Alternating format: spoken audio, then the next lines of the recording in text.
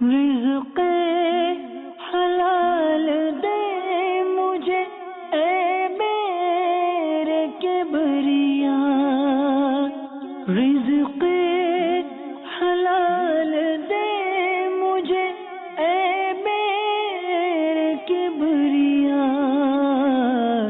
دیتا ہوں تجھ کو واسطہ تیرے حبیب کا۔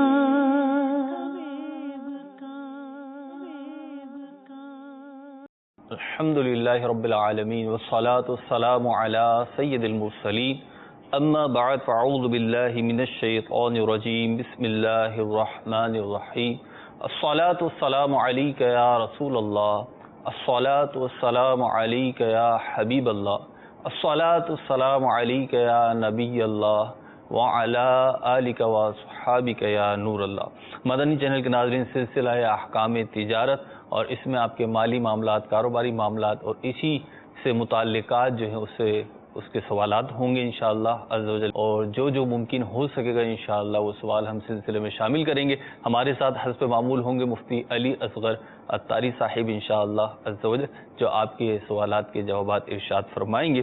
سلسلے کی ابتدا کرتے ہیں بلا تاخیر اور درود پاک کی فضیلت شامل کرتے ہیں۔ نبی رحمت شفیع امت صلی اللہ علیہ وسلم کا فرمان معظم ہے، تمہارا مجھ پر درود پاک پڑھنا تمہاری دعاؤں کا محافظ، رب تعالی کی رضا کا باعث اور تمہارے اعمال کی پاکیزگی کا سبب ہے۔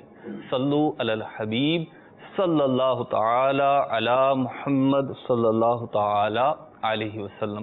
مدنی چینل کے ناظرین، آج سے ہم سلسلہ احکام تجارت میں ایک سیگمنٹ شروع کرنے جا رہے ہیں، اور اس سیگمنٹ میں کیا ہوا کرے گا، احکام تجارت سے متعلق یہ جو کاروباری کی دنیا ہے اس سے متعلق اسلامی تعلیمات ہمیں کیا بتاتی ہیں، ان میں سے کوئی ایک مدنی پھول ہوگا، کوئی ایک رہنما اصول ہوگا، اور اس پہ مختصر الفاظ میں قرآن و حدیث میں جو احکام آئے، جو اس کی فضیلت آئی یا جو مذمت آئی، وہ انشاءاللہ عز و جل شامل سلسلہ کیا کریں گے۔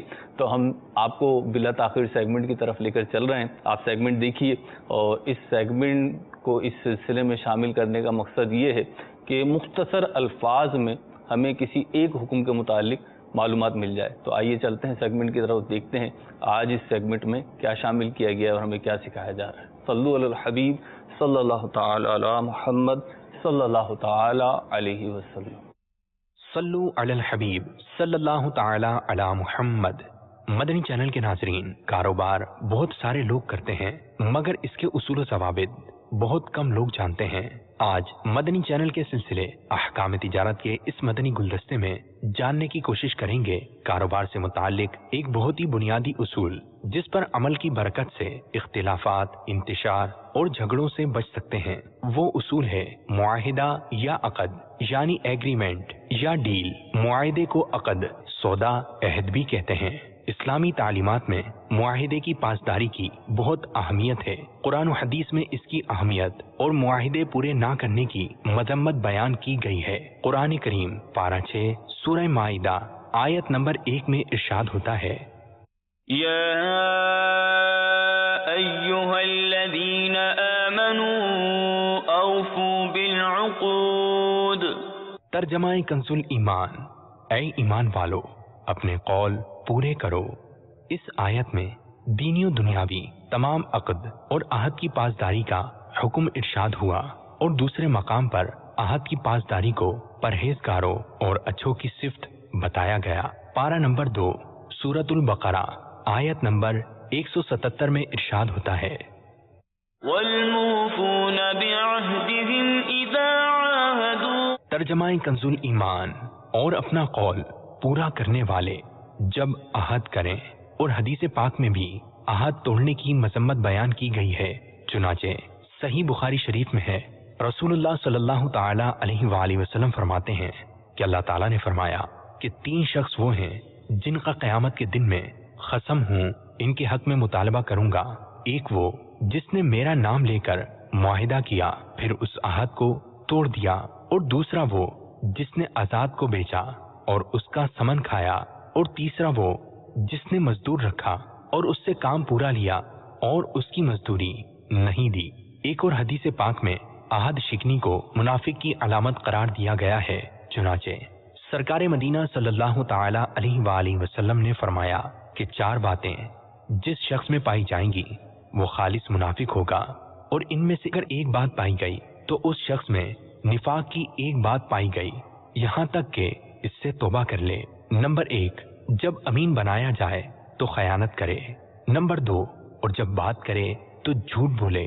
नंबर 3, और जब कोई मुआहिदा करे तो अहद शिकनी करे, और जब झगड़ा करे तो गाली बके।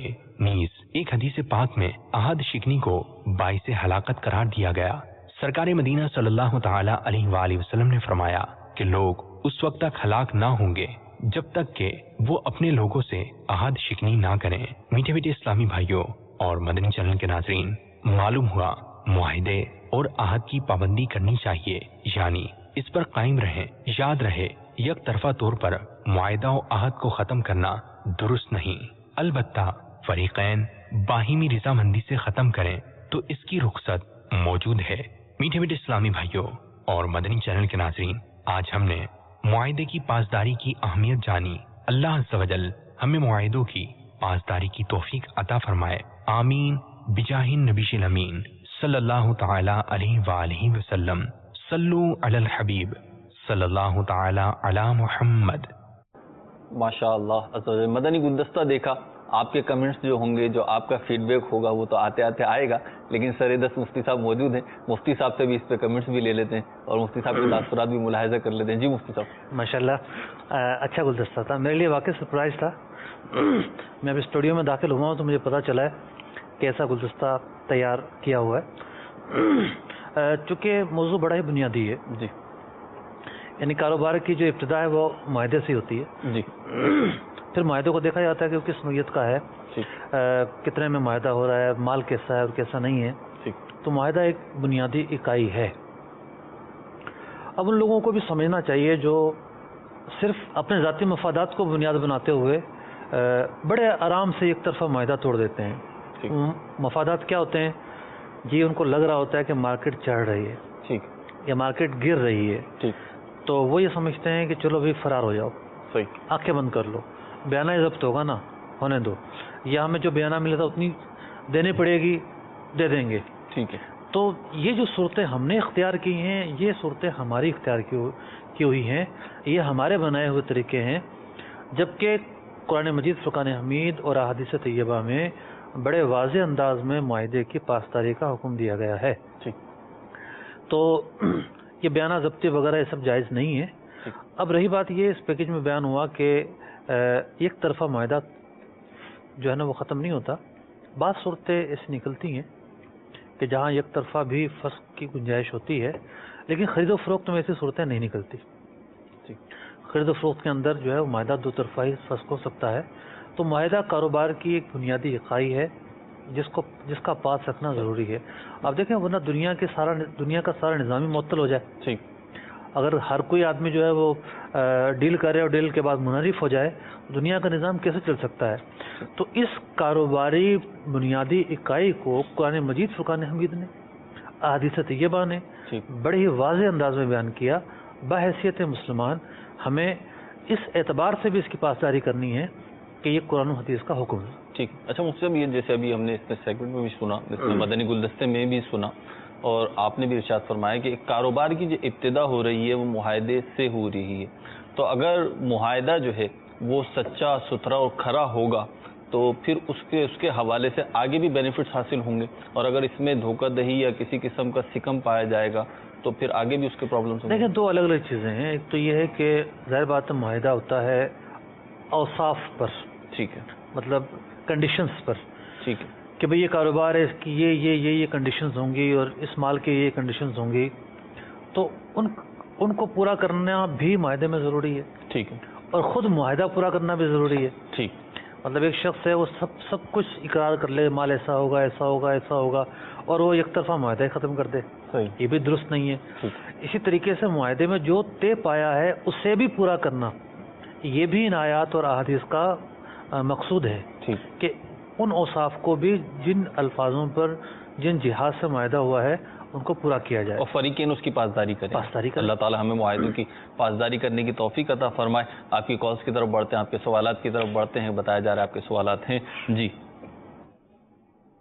مفتی صاحب کی بارگاہ میں میرا سوال یہ ہے کہ سوشل میڈیا پر مختلف چیزوں کے اشتہارات دیے جاتے ہیں, اور اگر ہم وہ چیز پسند کرتے ہیں اور اس سے کال کرتے ہیں وہ چیز لینے کے لیے, لیکن جب وہ ہمارے پاس چیز لے کر آتا ہے تو وہ ہمارے معیار کے مطابق نہیں ہوتی, تو اس صورت میں وہ جو شخص ہمارے پاس چیز لے کر آیا ہے, آیا وہ اس کے بارے میں کسی چیز کا ہم سے تقاضا کر سکتا ہے یا نہیں, اور ہم پر اس صورت میں دینا ضروری ہوگا یا نہیں, وضاحت فرمائیں. دوسرا سوال یہ ہے کہ سوشل میڈیا پر کچھ عجیب و غریب قسم کی پوسٹیں کی جاتی ہیں جس میں اللہ تعالیٰ کی قدرت کے کچھ شاہکار موجود ہوتے ہیں, تو اس صورت میں پوسٹ پر یہ لکھا ہوتا ہے کہ اگر آپ صاحب ایمان ہیں تو اس پوسٹ کو زیادہ سے زیادہ شیئر کریں, تو اس صورت میں اگر کوئی شیئر نہیں کرتا تو اس پر شرعی حکم کیا ہوگا, آیا وہ صاحب ایمان رہے گا یا نہیں, وضاحت فرما دیں. جزاک اللہ خیرہ.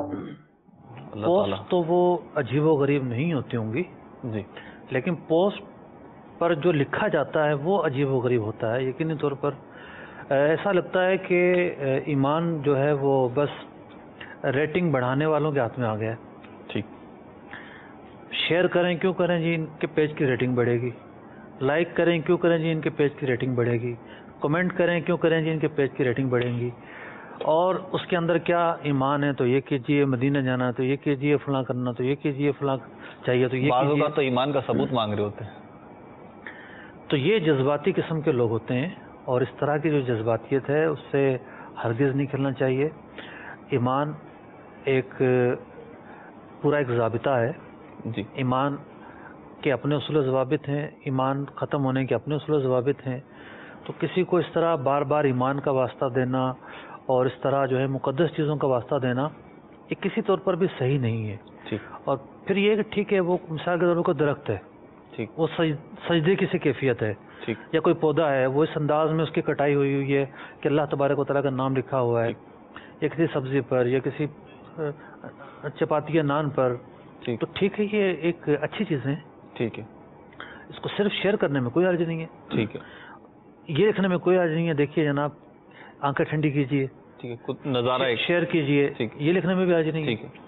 لیکن یہ کہنا کہ اگر آپ مسلمان ہیں تو یہ کریں, اگر آپ فلاں ہیں تو یہ کریں, اگر آپ فلاں ہیں تو یہ کریں, اس طرح کا جو لکھنا ہے یہ قابل گرفت ہے. جو لوگ ایسا کرتے ہیں ان کا جو یہ فعل ہے یہ قابل مذمت ہے, ان کو ہرگز ایسا نہیں کرنا چاہیے. یعنی مفتی صاحب جو لکھ رہے ہیں کہ آپ اگر صاحب ایمان ہے تو شیئر کیجیے, لائک کیجیے, یا اللہ پہ ایمان رکھتے ہیں تو ایسا کیجیے, آپ فرما رہے ہیں ان کی گرفت ہوگی. ان کی بالکل گرفت اس اعتبار سے ہے کہ وہ اپنی چاہتوں پر ایمان کا دار و مدار قائم کر رہے ہیں. ٹھیک. ایمان کا دار و مدار ان کی چاہتوں پر تو قائم نہیں کیا گیا نا. ٹھیک. ایمان تو یہ ہے کہ بندہ صدق دل سے اللہ تبارک و تعالیٰ, اس کے محبوب علیہ الصلوۃ والسلام اور ضروریات دین پر ایمان لائے. ٹھیک ہے. سرکار علیہ الصلوۃ والسلام کو آخری نبی جانے. ٹھیک. تو ایمان کے تو اپنے تقاضے ہیں. ٹھیک. ایمان کا تقاضا یہ نہیں ہے کہ آپ چاہیں گے میں ایمان والا نہ ہوں تو میں معاذ اللہ بے ایمان والا ہو جاؤں گا. تو کسی کی چاہت پر ایمان موقوف نہیں ہے. صحیح, ماشاء اللہ. تو پھر واسطے دینا ایمان کے مقدس چیزوں کے, تو یہ واسطے دینا جو ہے یہ اپنے ذاتی اغراض و مفاد کے لیے ہے. ٹھیک ہے. اور مجھ سے ویسے تو آ گیا, لیکن میں چاہ رہا ہوں کیٹیگوریکلی آ جائے کہ اگر لائک نہیں کیا اور شیئر نہیں کیا تو ایمان پہ پھر کوئی فرق. میں تو یہ کہتا ہوں کہ ایسے چیزوں کو شیئر کرنا ہی نہیں چاہیے. ٹھیک ہے. تاکہ ان لوگوں کو زد پڑے کہ مسلمان جو ہے ان کے ایمان بہت مضبوط ہیں, آپ لوگوں کے ہاتھ میں ایمان نہیں ہے. حوصلہ شکنی ہو, حوصلہ شکنی کی جائے. اچھا, ان کا جو پہلا سوال تھا, آپ نے دوسرا سوال لیا, حالانکہ یہ احکام تجارت کے موضوع سے ریلیٹڈ نہیں تھا. پہلا جو سوال تھا کہ سوشل میڈیا کے ذریعے انہوں نے خریداری کی, کوئی سودا کیا اور اس میں معیار وہ نہیں پایا جو مطلوب تھا, اب اس کو کچھ دینا. آن لائن بزنس پاکستان میں ترقی کرتا جا رہا ہے, اور بہت ساری ویب سائٹس ایسی ہیں کہ جو آن لائن خریداری کے لیے گاہک کو مائل کرتی ہیں, سوشل میڈیا پر اشتہارات جاری کرتی ہیں. جی. اپنے نمبر دیتی ہیں مختلف طرح کے. تو بات دراصل یہ ہے کہ کاروبار کے جو بنیادی اصول ہیں, جی, یہ طریقہ کار ان سے کوئی متصادم تو نہیں ہے. ٹھیک ہے. پہلے بھی ایسا ہوتا تھا کہ خط بھیج کر خرید و فروخت ہوتی تھی. ٹھیک. ای میل کا طریقہ پہلے سے موجود ہے. صحیح. ہمارے جو امپورٹ ایکسپورٹ ہوتی ہے, جی, یہ ساری ای میل پر ہوتی ہے. ٹھیک ہے. پہلے جو ہے وہ ٹیلی گرام پر ہوا کرتی تھی. ٹھیک ہے. اب ای میلس پر آ گئی ہے. ٹھیک ہے. اس سے پہلے ٹیلی گرام نہیں آیا تھا، صرف فون پر ہوتی تھی. ٹھیک. تو یہ جو فاصلاتی معاہدے ہیں، دور بیٹھ کر معاہدہ کرنا، یہ طریقہ کار تو نیا نہیں ہے. صحیح. لیکن چونکہ ایک ہوتا ہے پراپر کاروبار، آپ کاروبار سے وابستہ ہیں، آپ جو ہے وہ پارٹی کو دیکھیں گے، اس کے مال کو سمجھیں گے، اس کے اوصاف کو سمجھیں گے، تو دھوکے کا چانس کم ہوتا تھا. ٹھیک. اب معاملہ یہ ہے کہ ہر دوسرے آدمی نے جو ہے وہ شاپ کھول لی ہے. شاپ کیا کھول لیا؟ آن لائن کام کھول لیا ہے. ٹھیک. اور وہ ممکن ہے جب اس سے کوئی پوچھے کہ جناب کس طرح کا کام ہوگا، کس نوعیت کا ہوگا، تو وہ اس کے ایسے اوصاف بیان کریں جو اس چیز میں پائے نہیں جاتے. صحیح. تو زیادہ تر جو کام ہوتے ہیں وہ کیش آن ڈیلیوری ہوتے ہیں. ٹھیک. کہ جب کوئی بندہ لے کر جاتا ہے تو وہ دیکھتا ہے اور پھر پیسے دیتا ہے. تو اب یہ ہے کہ جو بندہ دیکھ رہا ہے، جی، چیز منگوا رہا ہے، اس کو اس بات کا حق حاصل ہے کہ جن اوصاف پر اس چیز کی جیسی کنڈیشنز بیان کی گئی ہیں، ٹھیک، ان کنڈیشنز پر وہ چیز اگر آئی ہے اس کے پاس، ٹھیک، تو ٹھیک ہے، کھول کے دیکھ لے اور لے لے. صحیح. اگر ان کنڈیشنز پر نہیں آئی تو واپس کر دے. صحیح. لیکن دو طرفہ جو ہے وہ مفادات کا خیال رکھنا ضروری ہے. جی. خریدار کو یہ بھی حق نہیں ہوگا کہ جو اس نے چیز معلوم کی تھی، جو اس نے جانا تھا، جو اسے بتایا گیا تھا، جی، یہ ویسی ہی ہے، لیکن وہ بلا وجہ واپس کر دے. اس کے ذہن میں جو تصور گھڑا تھا اس کے مطابق نہیں ہے. مطلب یہ دیکھنا ہوگا کہ وہ بلا وجہ کیوں واپس کر رہا ہے. ٹھیک ہے. ٹھیک ہے، ایک شرعی اعتبار سے اسے ایک حق تو حاصل ہے خیر رویت کا، جی، شریعت مطالعہ نے اسے دیا ہے. ٹھیک. لیکن اس حق کو وہ استعمال کر سکتا ہے، نو ڈاؤٹ. لیکن بات یہ ہے کہ سوچ سمجھ کے فیصلہ کرے. ٹھیک. یعنی اس چیز کے بارے میں جتنے معلومات وہ کر سکتا ہے، جتنی معلومات پہلے سے حاصل ہو سکتی ہیں، وہ معلومات حاصل کرے. بعض اوقات تصویروں میں وہ چیز نظر نہیں آ رہی ہوتی جو حقیقت میں ہوتی ہے. صحیح. تو بہتر یہ ہے کہ اگر کوئی نئی چیز ہے تو پہلے وہ اپنی آنکھوں سے اسے کہیں نہ کہیں دیکھ لے. ٹھیک. کہ بھئی اس شیپ کی ہے، اس ڈیزائن کی ہے، کہ یہاں ایڈجسٹ ہو جائے گی، نہیں ہوگی، یہ ہوگا، وہ ہوگا. تو یہ تو وہ باتیں تھی جس کا تعلق کسٹمر سے ہے. صحیح. دوسری وہ باتیں ہیں جن کا تعلق دکاندار سے ہے. ٹھیک. یعنی ایک شخص مجھ سے پوچھتا ہے کہ میں آن لائن کام کروں یا نہ کروں. ٹھیک. تو وہ تو یہ سوچ رہا ہوگا کہ جی مجھے تو بالکل رخصت مل گئی ہے. ٹھیک. تو میں نے عرض کیا کہ کوئی اسلامی تعلیمات کے متصادم بھی نہیں ہے طریقہ. صحیح. جس طرح عام خرید و فروخت کے اندر ضروری جو شرائط ہیں وہ پوری کرنا ہوتی ہیں، جی، یہاں بھی پوری کرے گا. صحیح. مثال کے طور پر جس مال کا یہ آرڈر لے رہا ہے اس کے پاس موجود ہونا چاہیے. ٹھیک. اس نے خریدا ہو، اس کے قبضے میں آ چکا ہو. ایسا نہیں ہے کہ جب اس کے پاس آرڈر آ جائیں اس کے بعد یہ خریدے، اس کے بعد یہ جناب اس کو بھیجنے کا سامان پیدا کرے. تو عام ڈیلز کے اندر بھی یہ چیز جائز نہیں ہے. تو جو آن لائن کاروبار کر رہے ہیں، یعنی جو بیچنے کا کام کرتے ہیں، ان کو بھی یہ شرط پوری کرنی ہوگی. ٹھیک.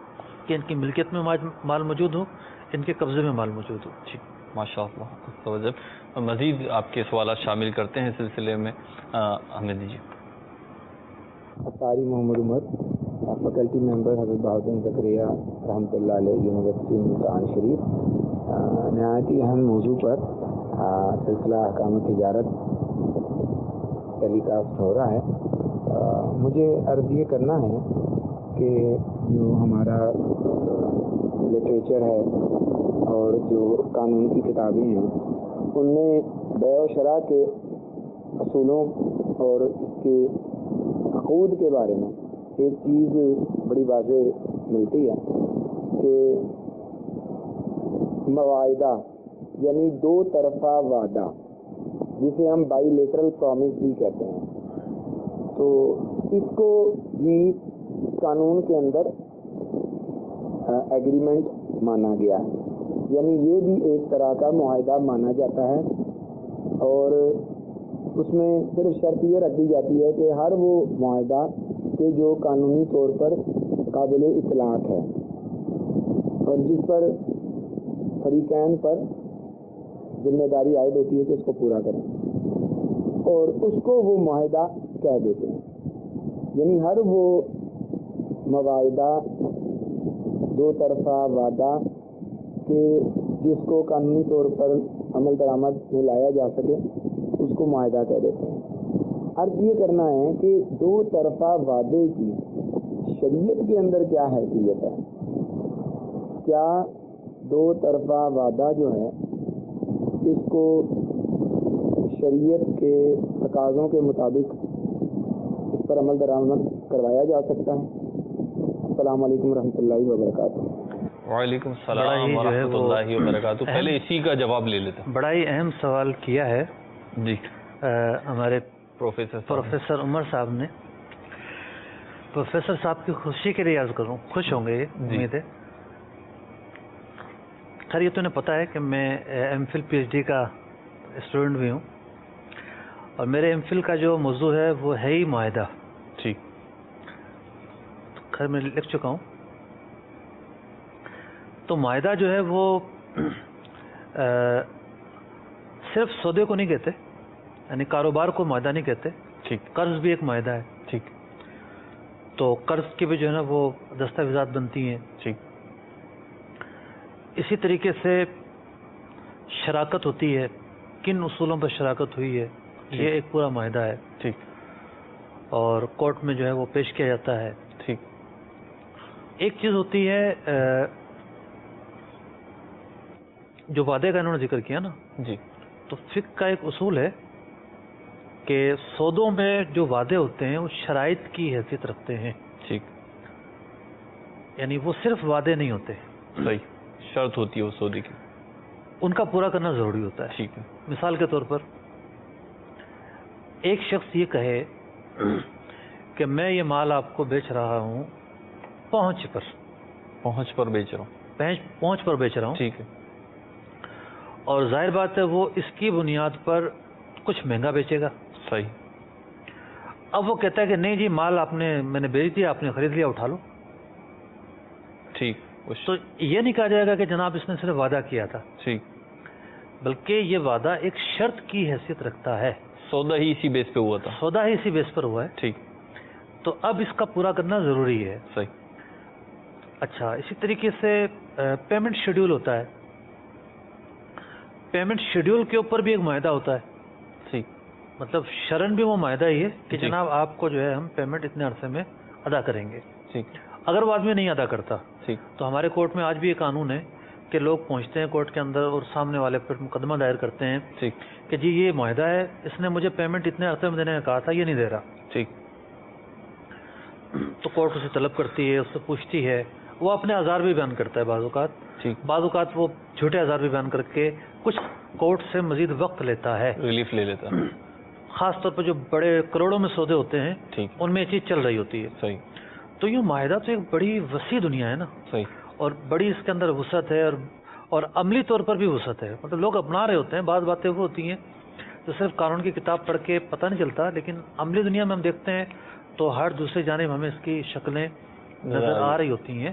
یہ جو کورٹ کے اوپر کاغذات آتے ہیں، ٹھیک، بیلز وغیرہ آتی ہیں اور سب چیزیں آتی ہیں، تو یہ کب ریلیز ہوتی ہیں، پارٹی کو کب دی جاتی ہیں؟ صحیح، جب اس کی شرائط پوری ہوتی ہیں تو یہ لین دین ہوتا ہے۔ مثال کے طور پر اس نے کیش دینا ہے، ٹھیک ہے، ٹھیک ہے، تو کیش لے کر اس کو کاغذات دیے جاتے ہیں، صحیح، اس کے مال کے اندر جو صاف پائے گئے وہ موجود ہوتے ہیں تو وہ دیے جاتے ہیں، ورنہ کنٹینر واپس کر دیے جاتے ہیں۔ صحیح، آپ جائیں کراچی کی کئی مارکیٹیں ایسی ہیں جہاں پر گارمنٹ کا B-C کیٹیگری کا مال بکتا ہے۔ ٹھیک ہے، یہ وہ مال ہوتا ہے کہ جو پورٹ سے واپس ہو جاتا ہے، ریجیکٹ ہو جاتا ہے، پورٹ سے ریجیکٹ ہوتا ہے۔ ٹھیک، پورٹ سے کیوں ریجیکٹ ہوتا ہے کہ جی مال کے جیسے اوصاف آپ نے بیان کیے تھے صحیح، یہ مال ویسا نہیں ہے، ٹھیک، لہٰذا وہ لوگ واپس بھیج دیتے ہیں، اور پھر یہاں آ کر وہ مال B اور C کیٹیگری میں بک رہا ہوتا ہے۔ بالکل، تو یہ کس بنا پر واپس ہو رہا ہے کہ جو ان کا معاہدہ تھا اس پر وہ مال پورا نہیں اترا، جی، لہٰذا وہ واپس کر دیا گیا۔ ٹھیک، تو یہ معاہدہ تو ایک پوری دنیا ہے۔ ماشاء اللہ۔ آپ کی 2 کالز اور شامل کرتے ہیں ساتھ، دے دیجیے۔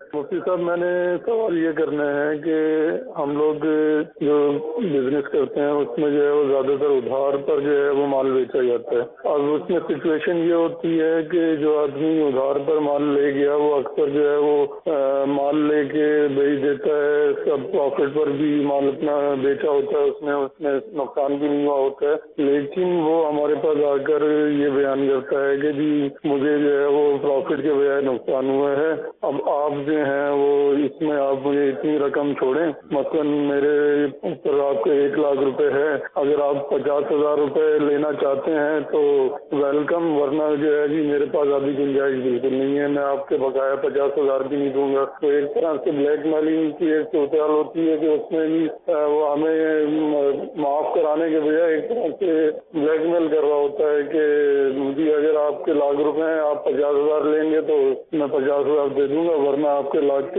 روپے نہیں دوں گا۔ تو ایسی صورت میں مجبوراً جو ہے وہ آدمی کرائیت کے ساتھ لاکھ کے بجائے 50,000 روپے وصول کرتا ہے۔ ایسا آدمی جو معاف کروا رہا ہے اس صورت میں کیا اس کو وہ رقم معاف ہو جائے گی؟ اور دوسرا میرا سوال یہ ہے کہ ایک آدمی آج یعنی 2016 میں 2 لاکھ 5 لاکھ یا 10 لاکھ بڑا ایک اماؤنٹ جو ہے وہ لے جاتا ہے ادھار کی صورت میں، اور وہ آج کے بعد 5 سال کے بعد 10 سال کے بعد آتا ہے اور وہی اماؤنٹ جو ہے وہ واپس کرنا چاہتا ہے، تو کیا ہم وہ اماؤنٹ، ظاہر سی بات ہے اگر وہ اماؤنٹ ہمارے پاس ہوتا ہے تو ہم اس کو جو ہے وہ یوز کرتے کاروبار میں، ہم اس اماؤنٹ کو کس طرح سے وصول کر لیں 10 سال کے بعد 5 سال کے بعد؟ وہ تو سراسر ایک نقصان کی صورت ہمیں دے رہا ہے کہ 5 لاکھ 7 لاکھ 10 لاکھ روپے وہ لے گیا اور 5 سال 6 سال یا 10 سال یوز کرنے کے بعد آ رہا ہے بولے یہ لیں آپ کے 5 لاکھ روپے ہیں جی، آپ 5 لاکھ روپے لے لیں۔ تو ایسی صورت میں جو ہے وہ شریعت ہمیں کیا کنزمپشن دے گی کہ ہم اس سے وہی 5 لاکھ وصول کریں یا ہم اس پر کوئی جرمانہ یا کوئی اور صورت میں رقم اضافی طور پر وصول کر سکتے ہیں؟ ایک کال اور دے دیجیے گا ہمیں۔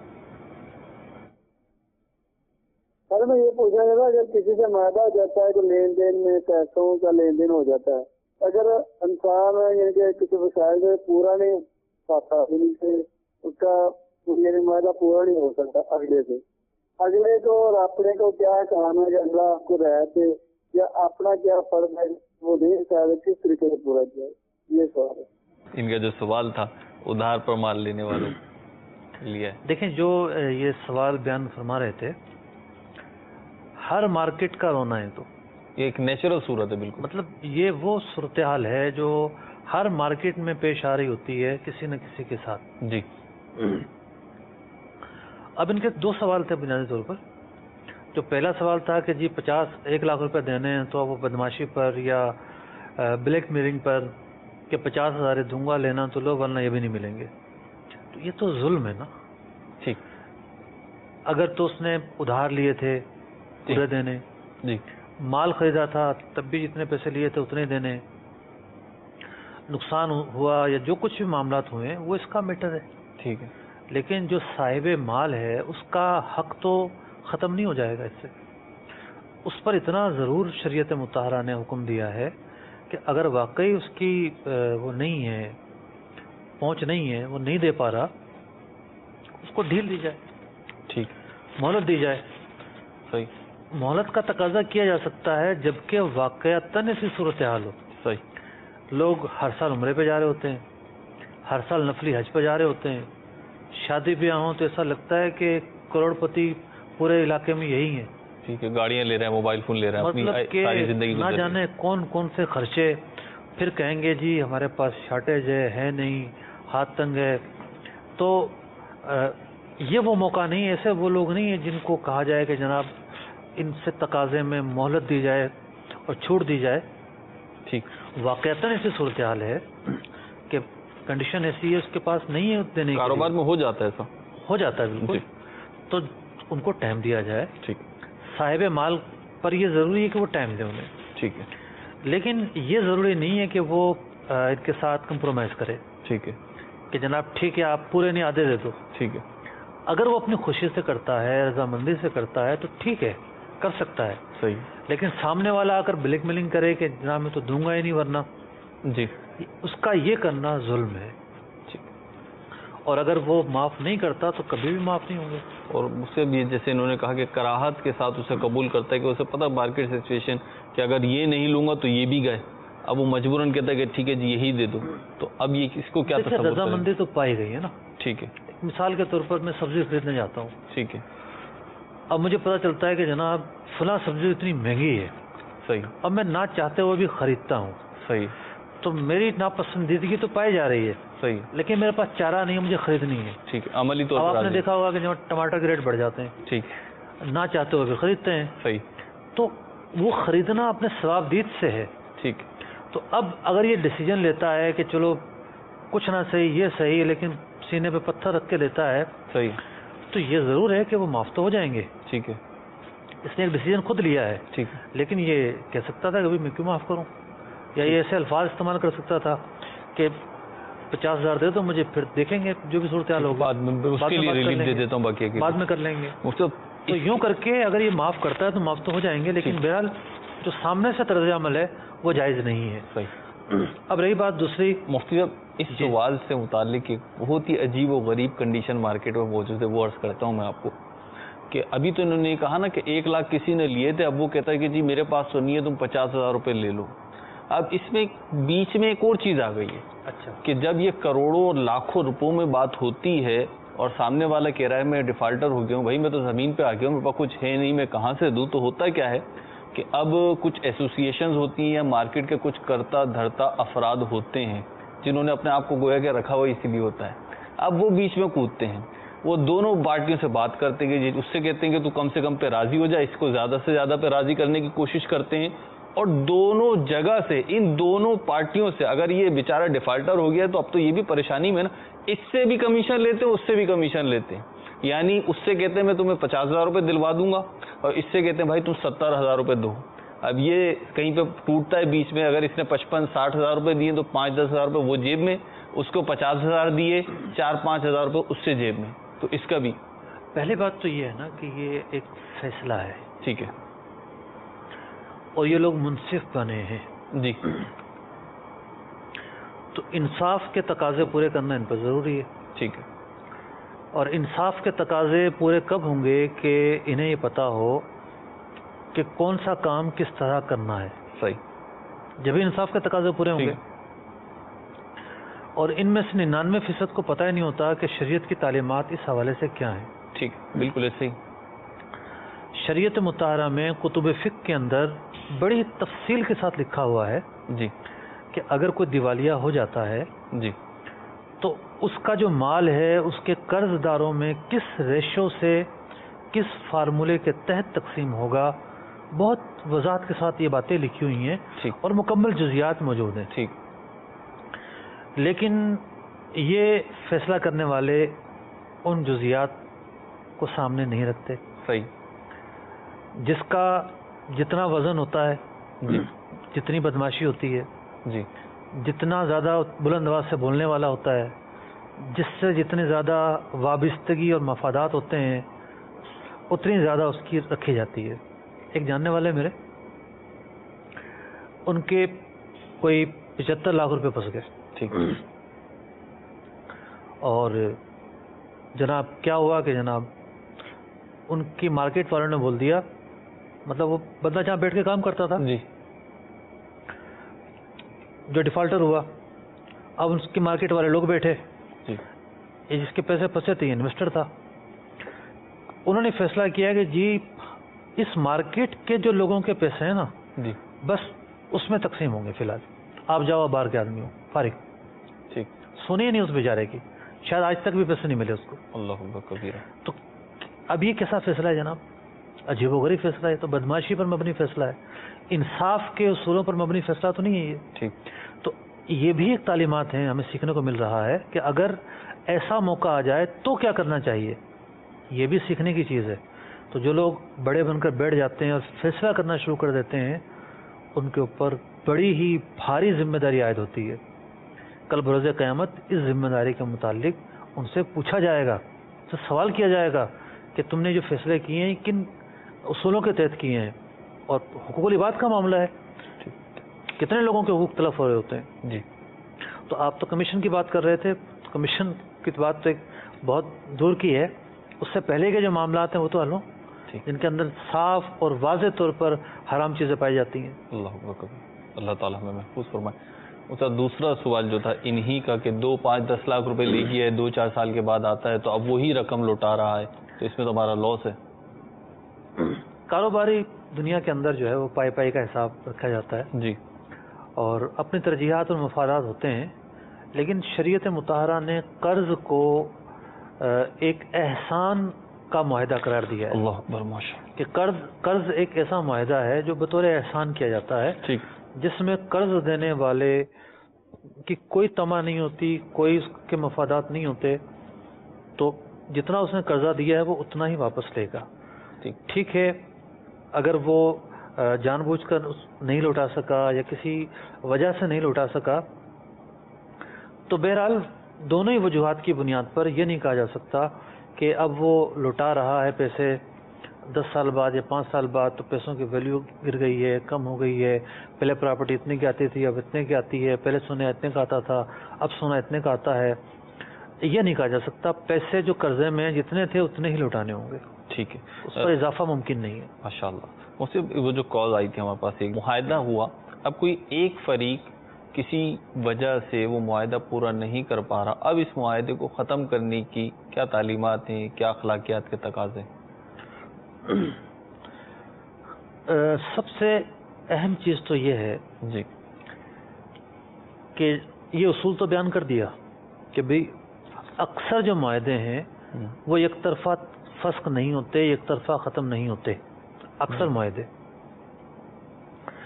لیکن دوسری طرف یہ ہے کہ سامنے والے فریق کو بھی چاہیے کہ جب بات آگے چل نہیں پا رہی جی اور گزارا نہیں ہو پا رہا، وہ دیکھ رہا کہ حالات ایسے ہیں، تو پھر اگر وہ اسی پر بضد ہے کہ میں نے معاہدہ ختم کرنا ہے اور میں نہیں چلا سکتا، تو ٹھیک ہے معاہدہ ختم کر دیا جائے. ٹھیک.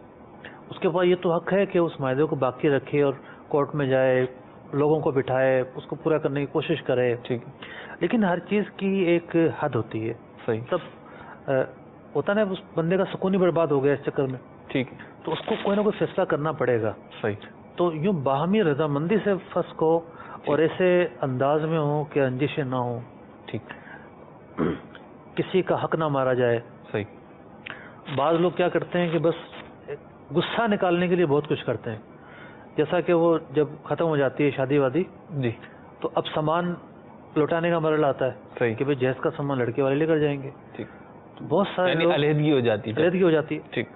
اب بہت سارے لوگ کیا کرتے ہیں، غصہ ہوتا ہے ان کو، ایک سامان کو توڑ پھوڑ دیتے ہیں، خراب کر دیتے ہیں. خراب کر دیتے ہیں جان بوجھ کے. ٹھیک. تو یہ سب کچھ کیا ہے، یہ حقوق العباد کا تلف ہے. تو یوں اگر کہیں کسی موقع پر معاہدہ ختم ہو رہا ہے تو پھر اپنے رنجشیں دبائے جائیں، معاف کیا جائے، درگزر سے کام لیا جائے. ایک اچھا معاشرہ اسی صورت میں تشکیل پائے گا. ٹھیک. سلسلے کا وہ ختم ہو رہا ہے اور کال ہمارے کو موجود ہیں. جی دوبارہ شامل کرتے ہیں. 2 کال ہمیں ساتھ دیجیے. احکام تجارت سلسلے میں مفتی صاحب سے میرا سوال ہے کہ میں جرمنی میں رہتا ہوں.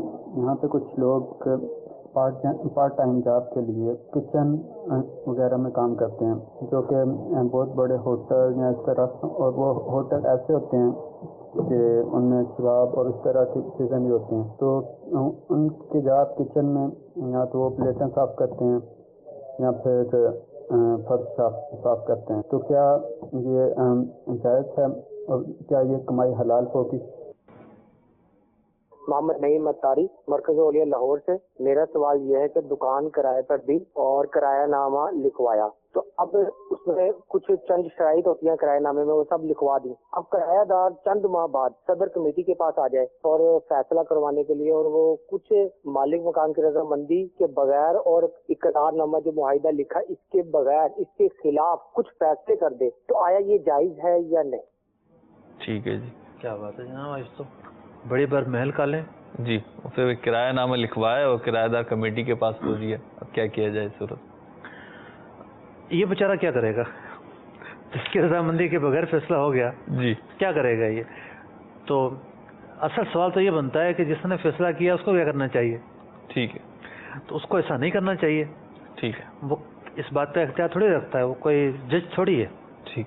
ایک عالم دین ہے، وہ بھی ایک مسئلہ بتاتا ہے. صحیح ہے. کہ بھئی یہ جو ہے نا کام یوں، یہ اس کام کا جائز ہے، یہ اس کام کا ناجائز ہے. ٹھیک ہے. اس کو جو ہے نا وہ عمل درآمد کرنا تو اس کی ذمہ داری بھی نہیں ہے. اور ایک وہ شخص جو یک طرفہ پنچ بن گیا ہے، ٹھیک ہے، پنچ کی بھی ایک صورت بنتی ہے، یعنی حکم بنایا جاتا ہے. دونوں فریق کسی کو حکم بناتے ہیں کہ جو آپ کا فیصلہ ہوگا وہ ہمیں قبول ہوگا. ٹھیک. یہ بھی ایک طرح سے فیصلے کی صورت ہے. صحیح. تو یہاں تو یہ بھی نہیں پایا گیا ایک طرفہ اٹھا کر انہوں نے فیصلہ کر دیا. تو جن کے پاس اختیارات ہیں، منصب ہیں، جن کی چلتی ہے، وہ بڑے آزمائش میں ہوتے ہیں. صحیح. انہیں غور کرنا چاہیے کہ کیا ہو رہا ہے ان کے کہیں کال سے، فعل سے، ان کے اختیارات سے کچھ ناجائز تو نہیں ہو رہا. یہاں تک کہ طلاق کے معاملات پہنچے ہوتے ہیں، اور بعض سمجھدار لوگ تو طلاق کا نام سنتے ہی کہتے ہیں کہ بھئی یہ شرعی مسئلہ ہے، دارالفتہ جاؤ، فتویٰ لے کر آؤ، اس کے مطابق جو بھی فریقین کو کہنا ہوگا ہم پھر کہیں گے. اس میں تو ایک کافی رجحان ہے. لیکن کاروباری معاہدوں کے اندر ایسا ریشو کم ہے، شاذ و نادر ہوتا ہے. صحیح. کہ بعض اوقات یوں ہوتا ہے کہ فریقین خوف خدا رکھنے والے ہیں تو دونوں ہی آ جاتے ہیں. ٹھیک ہے. کہ بھی ہمیں کیا کرنا چاہیے، جو شریعت کی تعلیمات ہوں گی ہم اس کے مطابق چلیں گے. تو علماء کا کام بتانا ہے، بتا دیتے ہیں کہ یہ طریقہ کار ہے، آپ اس کے مطابق عمل کر لیں. ٹھیک. لیکن جو مارکیٹوں میں ہو رہا ہوتا ہے علمان والحفیظ، اچھا یہاں تک ہو رہا ہوتا ہے، پچھلی جو گفتگو چلی ہماری، ایک شخص دیوالیہ ہونے لگا ہے نا جی، اس کو پتا ہے کہ میں اب فراڈ کر کے بھاگوں گا، وہ بڑی بڑی ڈیل کرنا شروع کر دیتا ہے اور لوگوں سے بھی. ٹھیک. اس کا تو مقصود چیٹ کرنا ہوتا ہے. تو مارکیٹ میں صرف ہم مارکیٹ کے بڑوں کو برا نہیں کہہ رہے، اگر وہ غلط کام کرتے ہیں تو وہ غلط ہیں. ٹھیک. لیکن جو خود اس طرح کا کام کرنے والے ہیں وہ بھی تو برے ہیں، جو لوگوں کو جو ہے وہ نقصان پہنچا کر روڈ پر کھڑا کر کے چلے جاتے ہیں. اب دیکھیں مارکیٹ میں چین بنی ہوتی ہے. ایک شخص کیش سے کام کر رہا ہوتا ہے اور ایک ادھار سے کام کر رہا ہوتا ہے. اب ادھار سے جو لے کے کام کر رہا ہے وہ بیچارہ تو روڈ پر آ جائے گا. جب اس کی پارٹی دیوالیہ ہو گئی ہے یا اس کی پارٹی فلاپ ہو گئی ہے، وہ کیا کرے گا؟ سینکڑوں خاندان جو ہیں وہ آزمائش میں آ جاتے ہیں. صحیح. تو یوں اگر کوئی فیصلے کرتا ہے تو اس پر بھی ضروری ہے کہ ان کے جو ضروری تقاضے ہیں وہ پورے کیے جائیں. ٹھیک. پلیٹیں اور فرش وغیرہ دھلتا ہے کچن کا، اور وہاں پہ جو وہ شراب بھی بکتی ہے اور وہ یوز ہوتی ہے، مطلب وہ سپلائی نہیں کر رہا، وہ ہوٹل میں کام کر رہا، کچن میں کام کرتے ہیں وہ. مسلمان کے لیے ایسی نوکری کرنا جائز نہیں ہے جی کہ جس سے تلویث یعنی گندگی میں ملوث ہونا پایا جائے. ٹھیک. تو اگر وہاں حرام جو ہے وہ کھانا پرووائڈ کیا جاتا ہے، حرام کھانے میں آلودہ ہوتی ہیں وہ پلیٹیں یا شراب کے گلاس سے دھونے پڑتے ہیں، جی، تو مسلمان کے لیے ایسی نوکری کرنا جائز نہیں ہے جس میں ذلت کا جو ہے نا وہ معاملہ ہو. اور اسی لیے یہ ہے کہ ایک مسلمان جو ہے وہ یہ جو کام ہے باتھ روم وغیرہ صاف کرنے کا، اس کے لیے کرنا یہ درست نہیں قرار دیا گیا، کیونکہ گندگی سے آلودہ ہونا ہے، مکروہ کہا گیا ایسے کاموں کو. تو لہٰذا ایسے کاموں سے اجتناب ضروری ہے. تو میں عرض کر رہا تھا کہ آج جو ہے فیصلہ کرنے کے حوالے سے کافی مدنی پھول مفتی صاحب نے دیے ہیں. دعوت اسلامی کی مرکزی مجلس شورا کے نگران حاجی محمد عمران عطاری مدظر اللہ العالی نے بھی ایک اس موضوع پر بیان فرمایا تھا، مکتبۃ المدینہ سے تحریری صورت میں شائع ہوا ہے. اس کا نام ہے فیصلہ کرنے کے مدنی پھول. تو مکتبۃ المدینہ سے بھی لے سکتے ہیں آپ، اور دعوت اسلامی کی ویب سائٹ سے یہ PDF ڈاؤن لوڈ بھی کر سکتے ہیں. یہ رسالہ پڑھی انشاءاللہ بہت اچھی رہنمائی آپ کو ملے گی. اللہ تعالی ہمیں عمل کی توفیق عطا فرمائے. صلو علی الحبیب صلی اللہ تعالی علی محمد صلی اللہ تعالی علیہ وسلم. رزق حلال دے مجھے اے میرے کبریا، رزق حلال دے مجھے اے میرے کبریا، دیتا ہوں تجھ کو واسطہ تیرے